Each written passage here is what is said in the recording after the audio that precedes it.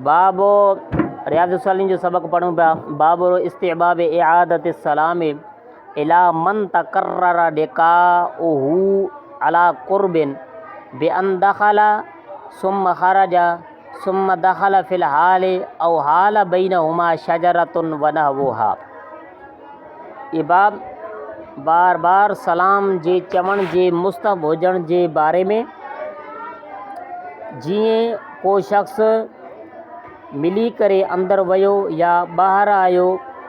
पोइ वरी ॿाहिरि खां अंदरि वियो, या उन जे विच में कंहिं वण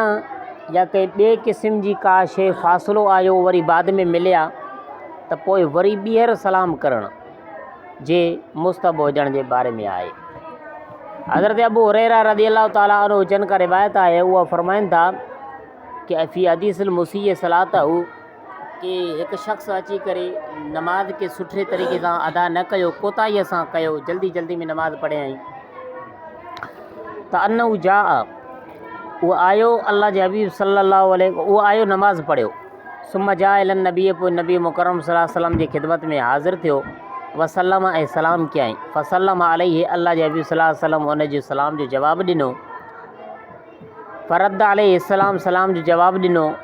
फ़क़ाल इर्जि, अल्लाह जे हबीब फरमायो वापसि मोट नमाज़ पढ़, फ़इन्नक लम तुसल्ली, नमाज़ तू न पढ़ी, फ़रजा, उहो वापसि मोटियो, नमाज़ पढ़ियाईं, वरी ॿीहर आयो, फ़सल्लम, अल्लाह जे हबीब सल्लल्लाहु अलैहि वसल्लम ते सलाम कयईं, ऐं रसूल करीम सल्लल्लाहु अलैहि वसल्लम जिन बि सलाम जो जवाबु ॾिनो, ऐं उहो शख़्स टे भेरा आयो ऐं टे भेरा अल्लाह जे हबीब सल्लल्लाहु अलैहि वसल्लम जी ख़िदमत में ॿीहर सलाम कयईं। तो मालूम थियो कि ॿीहर सलाम करणु,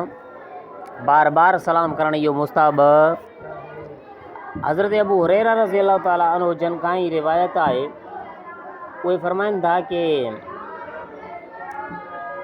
इज़ा लक़िया अहदुकुम, जॾहिं तव्हां मां को हिकु मुलाक़ात करे पंहिंजे भाउ सां, फलयुसल्लिम अलैहि, पोइ उनखे घुरिजे त उन ते सलाम करे,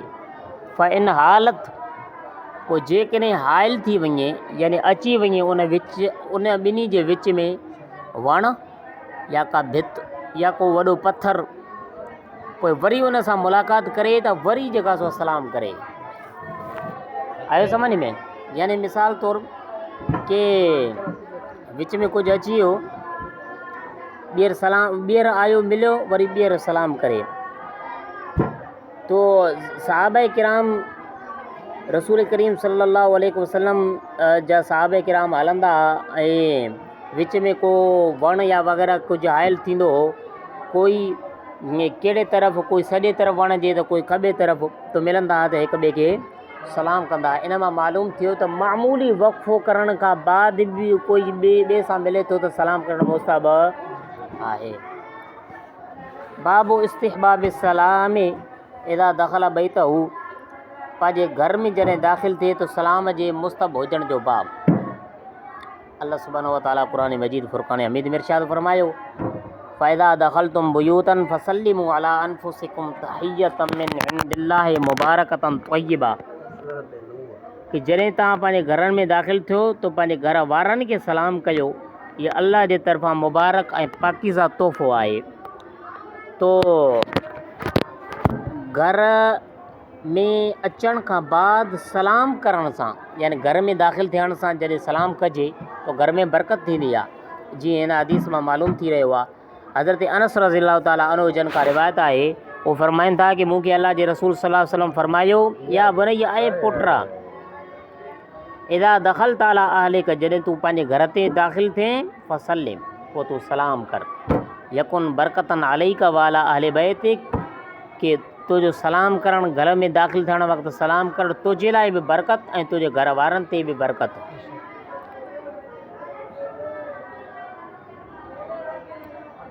तो हज़रत जाबिर रज़ियल्लाहु ताला अन्हु का रिवायत आहे, उन अल्लाह जे हबीब सल्लल्लाहु अलैहि वसल्लम फरमायो कि जॾहिं तव्हां पंहिंजे घर वारनि में दाख़िल थियो त घर वारनि खे सलाम कयो, छो त जॾहिं तव्हां सलाम कंदो तो शैतान तव्हांजे घर में दाख़िल ई न थींदो, छो त जॾहिं बि अल्लाह जो नालो वरितो वेंदो आहे घर में दाख़िल थियण वक़्तु शैतान, जीअं माक़बल वारे रिवायतुनि में तव्हां पढ़ी आया हो, जंहिं घर में अल्लाह जो नालो दाख़िल थियण वक़्तु अल्लाह जो नालो न वरितो वेंदो आहे त शैतान चवंदो आहे कि हिन घर में तव्हांजे लाइ रहण जी जॻह बि आहे ऐं तव्हांजे खाइण जी जॻह बि आहे ऐं राति गुज़ारण जी जॻह बि तव्हांखे मिली वई। बाबु सलाम अल सिबियान, ॿारनि खे सलाम करण जो बयानु। ॿारनि ते, ॿार हुजनि नंढा नाबालिग हुजनि, उन्हनि खे सलाम करण जो बाब हज़रत अनस रज़ी अल्लाह ताला अन्हु जन खां रिवायत आहे त अन उमर अला सिबियानिन कि उहो अल्लाह जे हबीब सल्लल्लाहु अलैहि वसल्लम गुज़रिया ॿारनि ते। हज़रत अनस रज़ी अल्लाह ताला अन्हु जन खां रिवायत आहे कि जनाब अनस रज़ी अल्लाह ताला अन्हु जन साहबी रसूल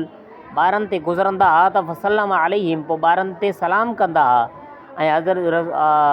हज़रत अनस रज़ी अल्लाह ताला अन्हु जन फरमायो कि अल्लाह जा रसूल सल्लल्लाहु अलैहि वसल्लम यफ़अलुहु, ईअं कंदा हुया कि जॾहिं ॿारनि मां गुज़रंदा हुआ त उन्हनि ते सलाम कंदा हुआ। फरमाया कि ॿारनि ते सलाम करणु इन में जेका सो आहे तवाज़ो ऐं इनकिसारी ऐं आजिज़ीअ जो जेका सो सबक़ु दर्स मिली रहियो आहे, इज़हार बि आहे। ॿियो इहो आहे कि उन खां जेका सो आहे ॿारनि सां मुहबत जो बि जेका सो आहे ख़बर पइजी वञे थो ऐं इन मां रसूल करीम सल्लल्लाहु अलैहि वसल्लम जन जी अख़लाक़ जो बि अंदाज़ो थी रहियो आहे। ऐं उलमा किराम फरमाइनि था कि इन ॿारनि ते सलाम करण सां ॿारनि खे तालीम ॾियण बि मक़सूदु आहे कि तव्हां बि सलाम कंदा कयो ऐं सलाम सिखो। ऐं अॻिते फरमाइनि था कि बाबु सलाम रजुल अला ज़ौजती, मुड़ुस जो सलाम करणु पंहिंजे घरवारीअ खे, वल मरअते मिन महारिमी, ऐं मर्द जो सलाम करणु महारिम औरतुनि ते। महारिम औरतूं उहे जंहिं ते निकाह हमेशह लाइ हराम जी, मिसाल तौरु माउ, भेण, भाणेजी, भाइटी वग़ैरह वग़ैरह। वाला अजनबियतिन व अजनबियातिन, अजनबी औरत ऐं अजनबियात औरतुनि ते सलाम करण जे बारे में जल ला यख़ाफ़ुल फितनत बिहिन्न, जॾहिं उन्हनि अजनबी मर्द ऐं अजनबी औरत ऐं अजनबियात औरतुनि खे सलाम करण में को फितनो न हुजे, फितने जो ख़ौफ़ न हुजे, त पोइ उन्हनि खे सलाम करणु वसलाम हुन बि हाज़िही शर्त आहिनि। औरतुनि खे इन शर्त सां सलाम करणु जाइज़ आहे कि जॾहिं फितने जो ख़ौफ़ न हुजे। नौजवान ॿुधाइनि था कि उहा अजनबी मां कहिड़ो मुराद आहे। वक़्तु रिवायतुनि में अचे थो कि साहबे किराम फरमाइनि था कि हिकु पोड़ी औरत जुमे जे ॾींहुं साहबे किराम खे खाधो पकाए करे खाराईंदी हुई जुमे नमाज़ खां बाद साहबा खे। हज़रत साल बिन साद रज़ी अल्लाह ताला अन्हु खां रिवायत आहे, उहे फरमाइनि था कि कानत फीना इमरातन, असांजे महले में हिकु औरत हुई। वफ़ी रिवायतनि, हिकु रिवायत में इहो आहे कि लना अजूज़न, उहा हिकु पोड़ी औरत हुई। त अख़ुदो मिन उसूल सिल्के फ़ततरऊ फिल किदरे, त अख़ुज़ो उहा पोड़ी औरत वठंदी हुई मिन उसूल सिल्के, पालक जे उन पाड़नि खे कटे करे उन्हनि खे वढे करे पोइ फ़ततरऊ फिल किदरे, पोइ उन पालक जे पाड़नि खे वढे करे देगड़ीअ में उॿारींदी ऐं उनखे पचाईंदी। वतो कर किरो हब्बातिन मिन शईरिन, ऐं वतो कर किरो हब्बातिन मिन शईरिन, ऐं जव जे दाणनि खे पीहे करे उनखे पीसाए करे कणिक वांगुरु उन अटे वांगुरु उनखे पीहे करे पोइ उन देगड़ीअ में गॾु उन भाॼीअ में विझंदी ऐं उहो भाॼी पचाए करे पोइ साहबे किराम जी ख़िदमत में हाज़िर कंदी जुमे जी नमाज़ खां बाद। फ़ाइदा सल्लैनल जुमुआ था, हज़रत साल बिन साद फरमाइनि था कि जॾहिं असां नमाज़ जुमा पढ़ी वेंदा हुआसीं वन सरफ़ना, ऐं तो असां वापसि ईंदा हुआसीं त नुसलिम अलैहा, उन पोड़ी औरत खे असां सलाम कंदा हुआसीं। फ़तुक़द्दिमु हू इलैना, पोइ उहा पोड़ी औरत असांखे उहो खाधो असांजे साम्हूं पेश कंदी खाइण जे लाइ। तो फरमाया कि इहा पोड़ी औरत ई जो जवान औरतुनि खे, इन मां इहा मालूम थी कि पोड़ी औरत जंहिंखे फितने जो को ख़ौफ़ न हुजे जंहिंमां, त पोइ फलियादा उनखे सलाम करण में को हर्ज न आहे। ऐं जवान औरतुनि खे सलाम करणु बिल इत्तिफ़ाक़ जाइज़ न आहे। तो पूरी औरत खे सलाम बि करे सघे थो ऐं उनजो जवाब बि ॾेई सघे थो, मगर अफ़ज़ल इहा आहे कि हज़रत शारे रहमतुल्लाह अलैह फरमाइनि था कि अफ़ज़ल सूरत इहा थींदी कि हिन ज़माने में पोड़ी औरतुनि खे बि सलाम न कयो वञे। असां वारे ज़माने में पोड़ी औरतुनि खे बि सलाम न करणु घुरिजे। तअख़ुदु मिन उसूल सिल्क फरमाए उलमा किराम फरमाइनि था कि साहबा जी आदत जुमे जे ॾींहुं जुमे जी नमाज़ खां बाद खाइण जी हुई, कुझु न कुझु खाईंदा हुआ, छो त जुमे खां पहिरियां जुमे जी तयारी जो उहे इतिमाम कंदा हुआ ऐं त पोइ जुमे खां बाद में वरी खाईंदा हुआ। हज़रत उम्मे हानी रज़ी अल्लाह ताला अन्हो खे रसूल करीम सल्लल्लाहु अलैहि वसल्लम जन सलाम कयो हुयो। उम्मे हानी हज़रत मौलाए कैनात अलीउल मुर्तज़ा रज़ी अल्लाह ताला अन्हो जी भेण हुई। त पोइ उम्मे हानी जनाब अली जी भेण थिए, जनाब अली हुज़ूर जो सौट, तो जो उम्मे हानी बि सौट थिए, सौट हुई न इहा ॻाल्हि। ऐं सौट इंसान जे मथां हराम न आहे, सौट सां शादी करणु जाइज़ आहे न। हज़रत उम्मे हानी फ़ाख़्ता बिन्त अबी तालिब रज़ी अल्लाह ताला अन्हा का मरवी आहे, उहा फरमाई थी कि मां आयसि अल्लाह जे हबीब सल्लल्लाहु अलैहि वसल्लम जंहिंजी ख़िदमत में फ़तेह मक्का जे ॾींहुं उहा यग़्तसिलु इन हाल में जो अल्लाह जे हबीब सल्लल्लाहु अलैहि वसल्लम गुस्ल करे रहिया हुया। व फ़ातिमा तो तस्तुरहू, हज़रत फ़ातिमा रज़ी अल्लाह ताला अन्हा अल्लाह जे हबीब सल्लल्लाहु अलैहि वसल्लम के कपिड़े सां मतिलबु पर्दो केले ऐं अल्लाह जे हबीब सल्लल्लाहु अलैहि वसल्लम गुस्ल फरमाए रहिया हुया। फ़सल्लम तो, पोइ मां सलाम कयुसि, मां सलाम कयुसि। जनाब उम्मे हानी फरमाई थी कि मां नबी मुकरम सल्लल्लाहु अलैहि वसल्लम के सलाम कयुसि। तो फरमाए कि हज़रत उम्मे हानी जनाब मौला कैनात अली मुर्तज़ा रज़ी अल्लाह ताला अन्हु जी भेण हुई। उलमा किराम फरमाइनि था कि पंहिंजी माउ भेण ऐं जेको आहे चाची पुफी ऐं महारिम रिश्तेदारनि खे जेके जंहिंसां जीअं मिसाल तौरु भेण थी वई, भाणीजी थी वई या भाइटी थी वई, जंहिंसां निकाह हमेशह हमेशह जे लाइ हराम आहे, उन्हनि खे सलाम करण जी इजाज़त आहे। पर क़रीब रिश्तेदारनि में चाचे जी धीअ यानी सौट ऐं जेको आहे पुफी जी धीअ खे सलाम करण जी इजाज़त न आहे, छो त उहे उन ते हराम न आहिनि। ऐं हज़रत उम्मे हानी हुज़ूर जी सौट थिए तो नबी मुकरम सल्लल्लाहु अलैहि वसल्लम सौट खे त न आहे न, उहो उन जे मथां हराम न आहे, तो सलाम करण जी बि इजाज़त न आहे। त अल्लाह जे हबीब सल्लल्लाहु अलैहि वसल्लम सलाम कयो तो, इन मां मालूम इहा हुज़ूर जी ख़ुसूसियत आहे, इहा अल्लाह जे हबीब सल्लल्लाहु अलैहि वसल्लम जी ख़ुसूसियत आहे। अल्लाह जे हबीब सल्लल्लाहु अलैहि वसल्लम ते कंहिं ॿिए ते क़यास नथो करे सघिजे।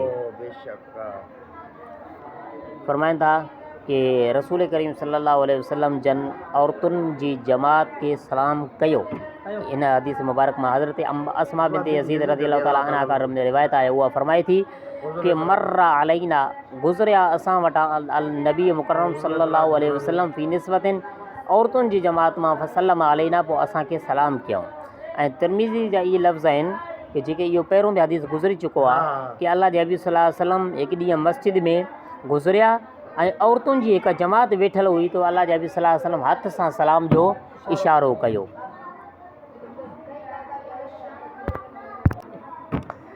उलमा किराम फरमाइनि था कि अजनबी औरतुनि खे सलाम करण जो मसइलो इहो आहे कि इहो रसूल करीम सल्लल्लाहु अलैहि वसल्लम जन जी ख़ुसूसियत हुई, इन करे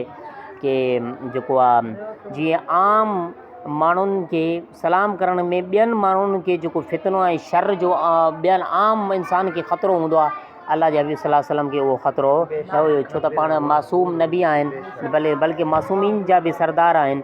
ऐं ॿी ॻाल्हि इहा आहे कि बाक़ी कंहिं ॿिए खे सलाम करणु हुज़ूर सल्लल्लाहु अलैहि वसल्लम जी ज़ात ते क़यास कंदे ॿिए खे सलाम करणु आम औरतुनि ऐं अजनबी औरतुनि खे सलाम करण जी इजाज़त न आहे।